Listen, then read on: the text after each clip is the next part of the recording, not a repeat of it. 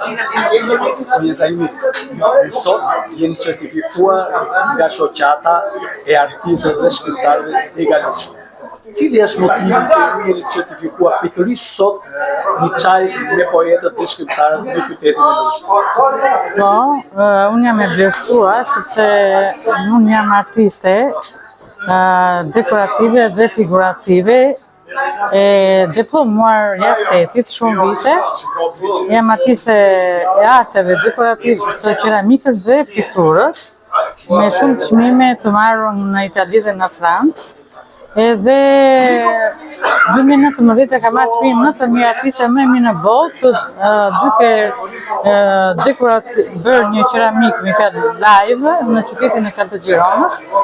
Edhe që aty ishte një famë e madhe që A i keni promovuar këto në një qytet të Shqipërisë të artë dekorative? Po, 2023 që i kam prezentuar në qytetin e Lushjes, e para në Shqipëri dhe në qytetin e Lushjes, edhe jam vlerësuar dhe nga zonja kryetare Silvia Stefa, e para në Shqipëri dhe qytetin e Lushjes, edhe si artiste madhe, po dhe edhe ambasadore që kam kontribuar për këtë çmim të madh dhe këtë art që kam bërë.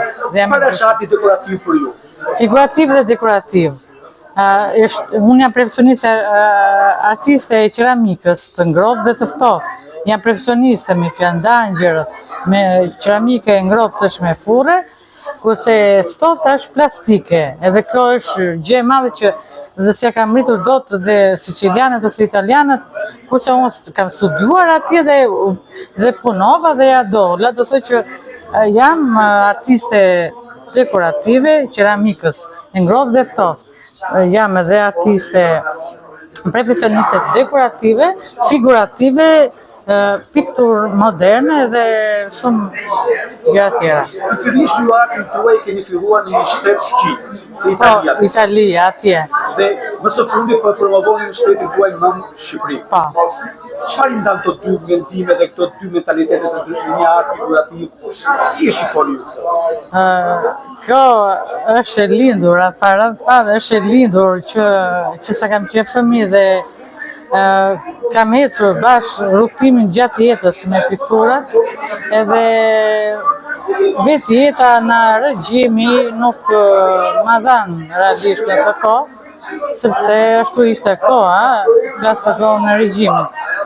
Por në të ardhmen më vonë unë ika jashtë shtetit në Sicili, atje bëra konkurimin edhe fitova. Po gjithmonë me praktikat private që kam diplomacia, që kam punuar shumë kohë, edhe kam kontribuar për atë. A ishte e zorshme të një zonjë të ketë këtë lloj profesioni?